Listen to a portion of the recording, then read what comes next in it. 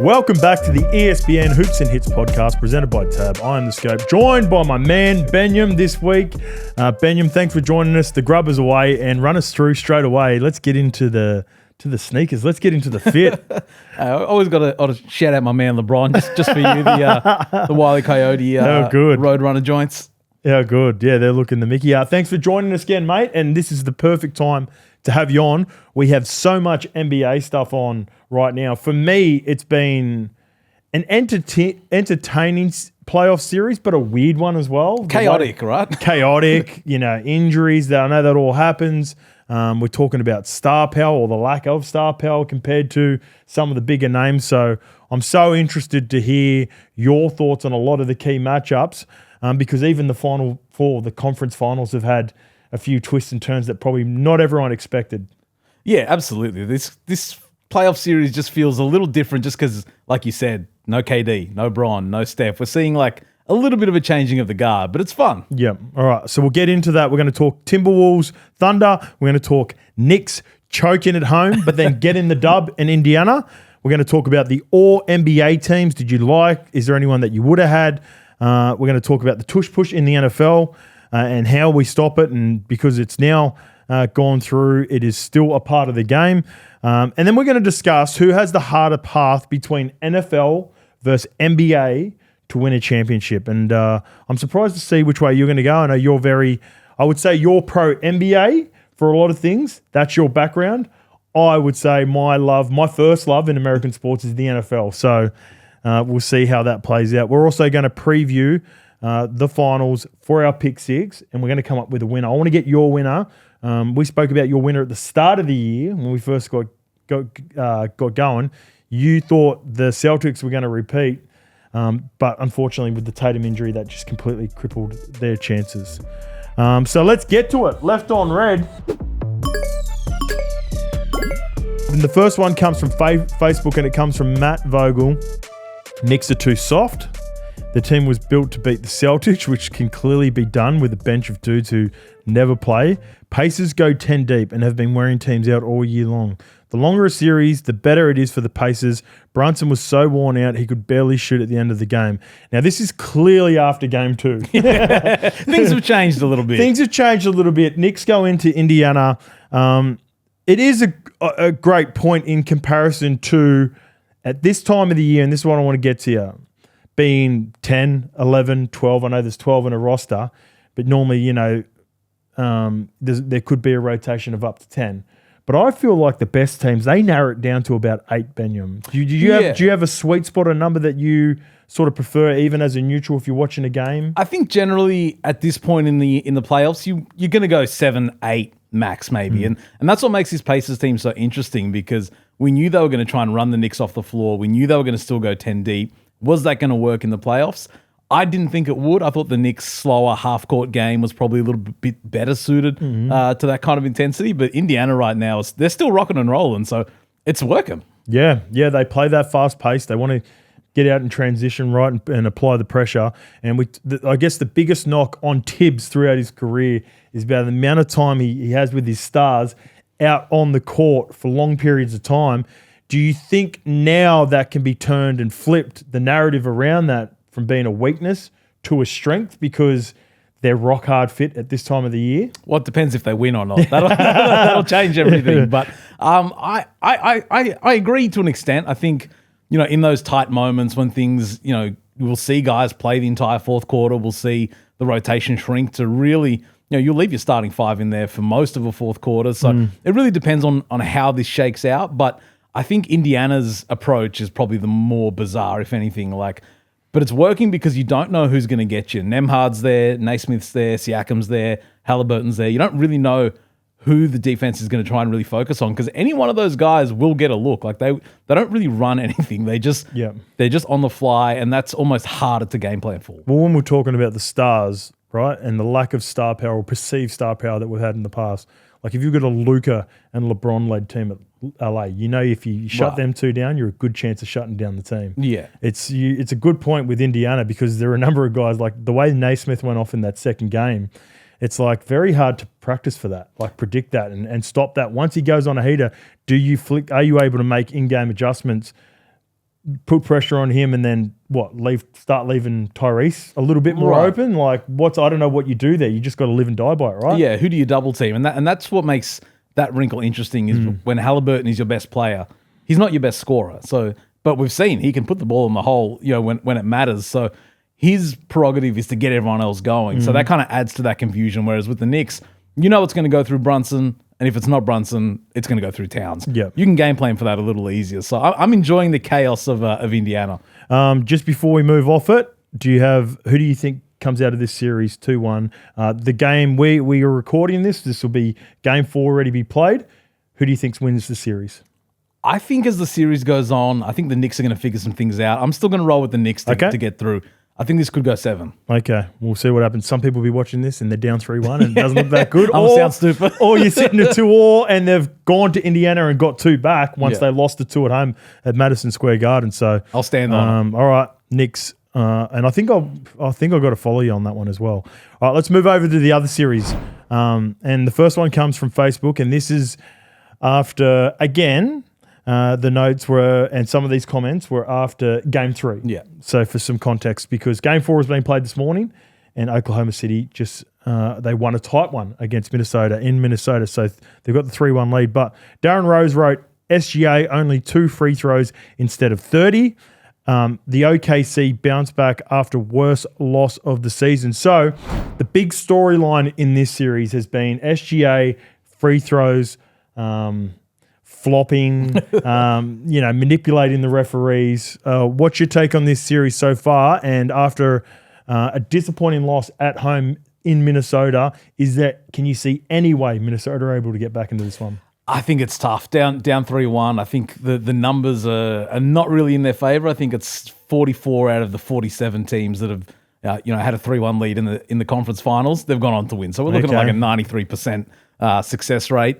In terms of the fouls, I think in that game 3, that was pretty low on the list of things that went wrong for OKC. Like Minnesota just came out and jumped them really from the first minute of the game. They were down, I felt like 20, pretty early on in that game. And OKC didn't really adjust to the defensive changes that the Minnesota made. Like they were picking up Shai a little deeper. They weren't letting him get into those high screen pick and roll situations so he can get downhill. They kind of forced the ball out of his hands really well. And then, in game 4, that didn't really matter. They kind of got back to their stuff. Yeah. But it's also hard to keep that up, right? Like, so as obvious as that sounds sometimes, and you see players get pressured a lot early, therefore it throws the shape out and and manipulates what they're trying to do on offense. It's like that takes a lot of energy. Yeah. So you've got to have it at both ends, right? Like to be able to do that defensively, and then Ant was going up and he was jacking up some pretty big shots too in that game in game 3, and they were dropping. But when they don't drop and you put in that effort defensively, it's just, I think it's more sustainable with what the Thunder are doing. Right. Can you do that 2-3 games in a row? That's tough. With the foul baiting stuff, where do you sit on the SGA metric? Yeah. I love that he earns, like he does, like if he gets after it, you get into the key, you're forcing people. Right. There's definitely a skill to it. It used to frustrate me for years watching James Harden do a version of it as well. And then he's the gold standard. He's the standard. And then he almost forced like rule changes, right? Because he was so good at it. I do think for sure star players get to a certain level where they get favoritism. But that's a reward for, you've got to, it's almost a reward for the talent and what they've been able to do in the past to say that there are so many 50-50s.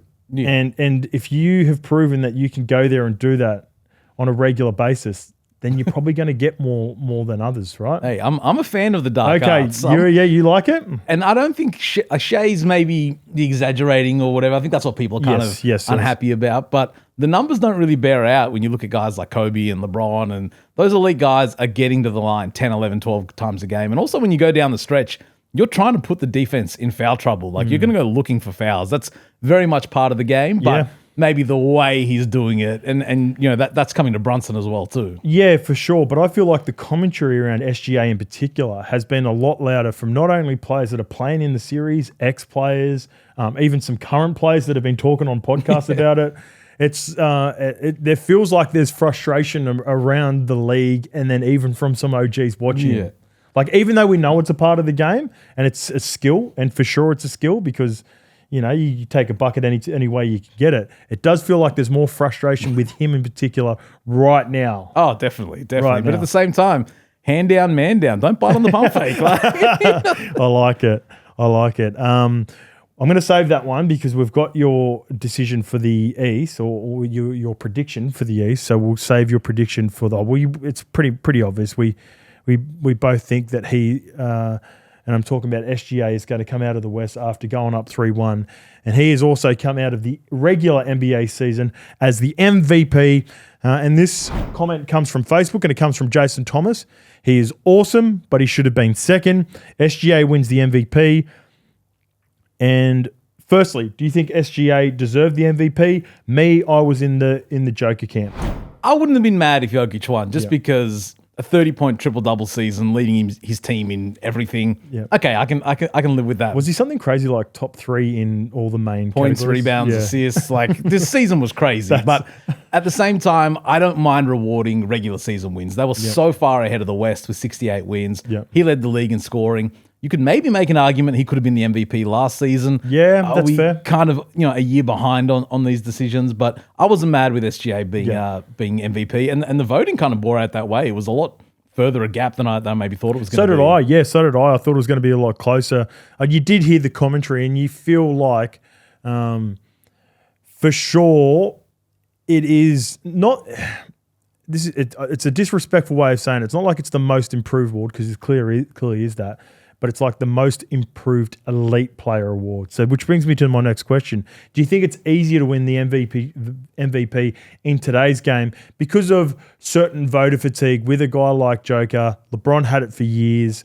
Even there were times that other superstars were putting up big numbers. Like it was very hard for Giannis to go back to back when he put up, he's constantly been putting up similar numbers from his MVP year. Yeah, it's a tough one because there is that narrative that plays into it. You kind of have to build a storyline from the start of the season, which is good or bad, whichever way you want to look at it. But I almost think it's kind of harder now because the field has opened up so much more. Before it was one or two guys. It was either a Bron or a Steph or maybe a KD. Now we're looking at 4 or 5 guys that are in the mix from the start of the season and then all the way through the end of the season. We're still not sure. Like even Giannis made a pretty compelling MVP case. Yeah. If we're just looking at numbers, if that's how we want to take it. Well, I went Ant at the start of the year because I anticipated him scoring at a high level, which he did.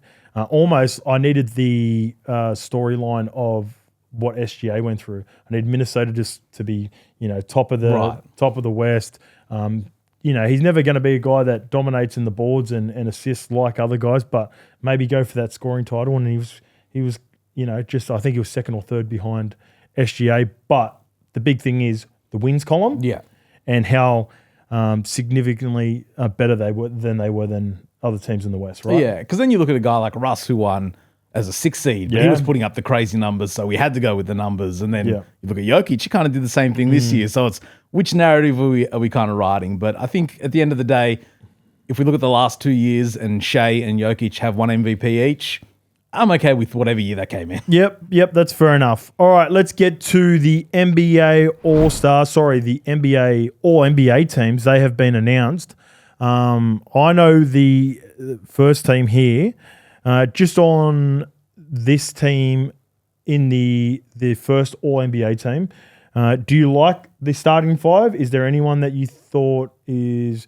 Because no one is snubbed in an award like this, right? Like if you're good enough to be first, second, or third all team, you're doing something right. Right, you're the top 15 in the league. Like but is there anyone that you would have instead of the top 5 of Giannis, SGA, Joker, Donovan Mitchell, and Jason Tatum? I think the first 3 names you listed, they're bolted on. You can't do anything about that. Yep. Donovan Mitchell and Jason Tatum. If we want to argue Jalen Brunson and Anthony Edwards maybe alternating, I wouldn't be mad at that. But at the same time, you look at the regular season the Cavs had, they were unbelievable. They fell apart in the postseason. But do you think that plays a part then with the first All-NBA teams? Because look at the record of both the Boston Celtics and Cleveland Cavaliers. Yeah, just looking at the regular season, I'm okay with this. I think it's easier to look back and go, oh, Brunson and Ant are this far into the postseason. But we're looking at the regular season here. I think that's okay. Yep.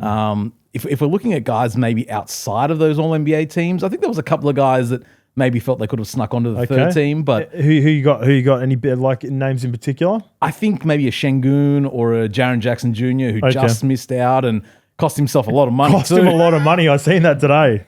So him or maybe Ivica Zubac as well. But are you going to take Towns off that third team? Probably not. I think the first team they got right. Yep. Honestly, I'm pretty happy with all three of those teams. Do you think LeBron should have been on the second team? That's the question I have for you. Oh, look, no, it's a tough one. There's a couple of OGs sort of in that third team as well. I think once you get past, and I think you would agree with this, like I'm with you, the top three, I think it's interchangeable with Donovan Mitchell and Jason Tatum, but I think from player 4 to 25, there's an argument and case for a number of those guys, depending on the part of their season.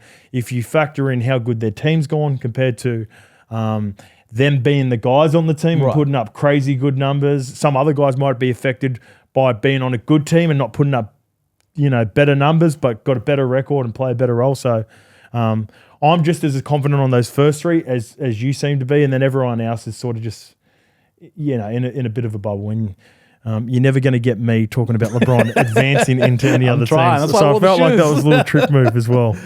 All right, let's get over to the NFL and start off and talk about the Tush Push. And this comes from Facebook, and it comes from David Sands. It seems to be a good dynamic to the game and is a risk reward. The Tush Push, is an exciting play that can be a game changer, but it does come with some risks to play safety, like everything in the NFL. Like the entire Perhaps NFL. some rule adjustments could be made to minimize the danger while preserving the excitement. So I don't buy that.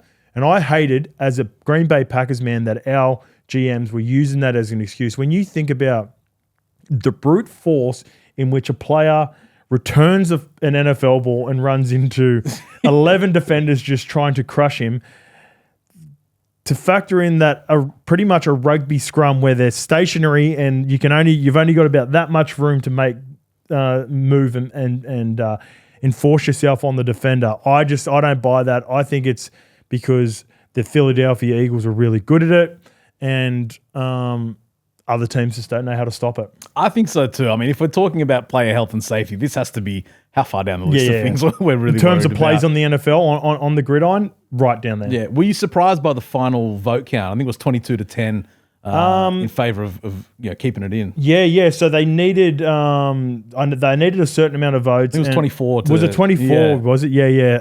No, it wasn't. Like I seen the commentary around it. I know that I think the thing with a vote like this for a specific rule like this, it is dependent on your roster too. That's going to factor in. You're going to have bias. So, like, if you stop it? If you think about ways of stopping it, right?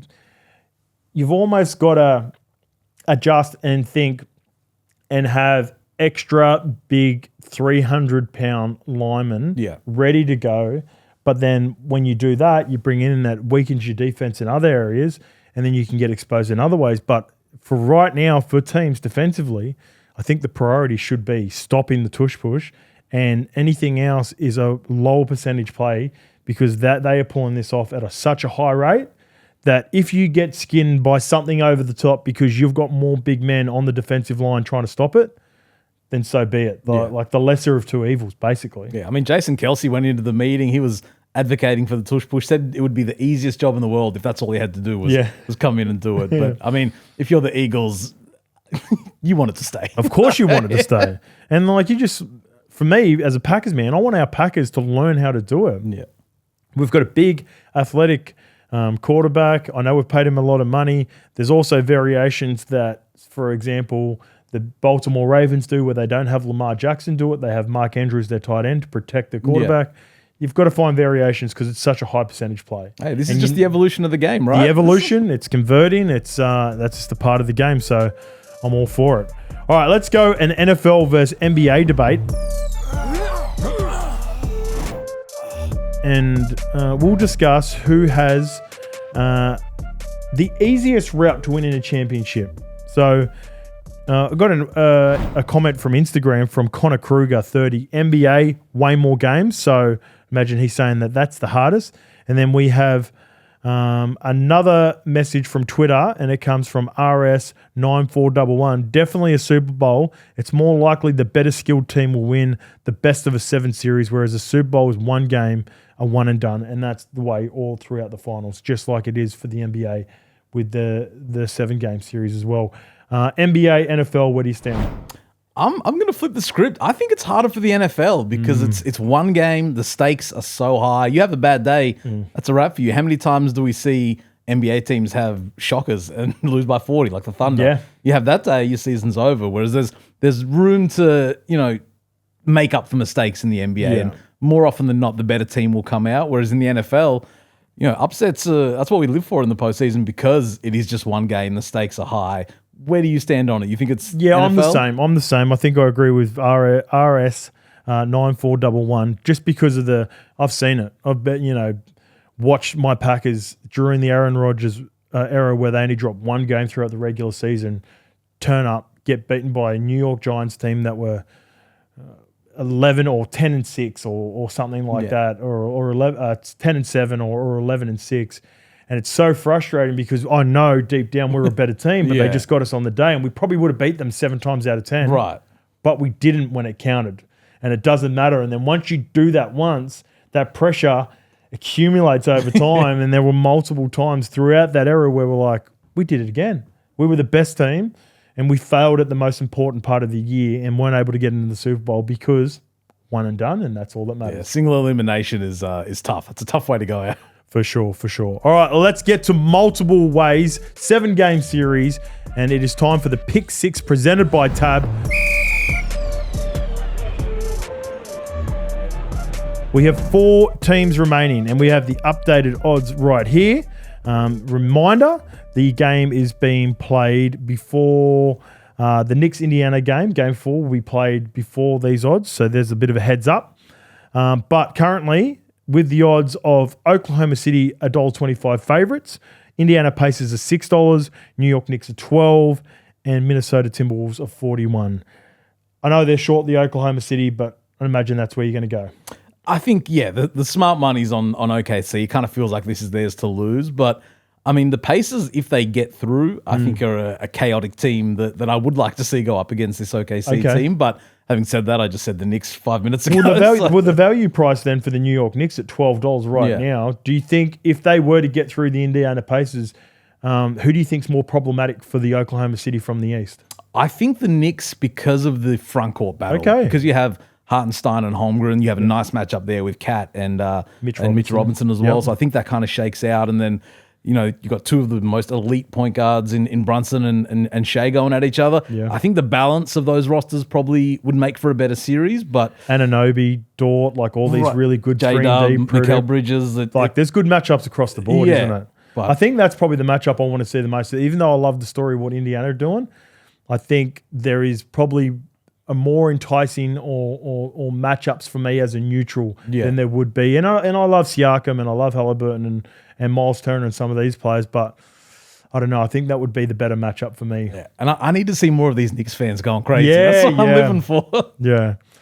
All right. For free and confidential support, visit gamblinghelponline.org.au. What's gambling really costing you? For free and confidential support, call the number on the screen or visit the website. Benyam, thanks for joining us this week. I'm so excited to see how the next week plays out. I'm just trying to calculate the days in my head. Yes, by the time we get to next episode, we probably will have the finals. We should have the finals. Yeah. Unless something crazy happens and we go to Game 7 for both of them, which I don't anticipate, at least in the West. It's a chance in the East, but there is a good chance by the time we see you next week, we could have the NBA playoffs. I can't wait. Can't wait. Thank you for joining us again. Always, mate. Happy to come off the bench whenever.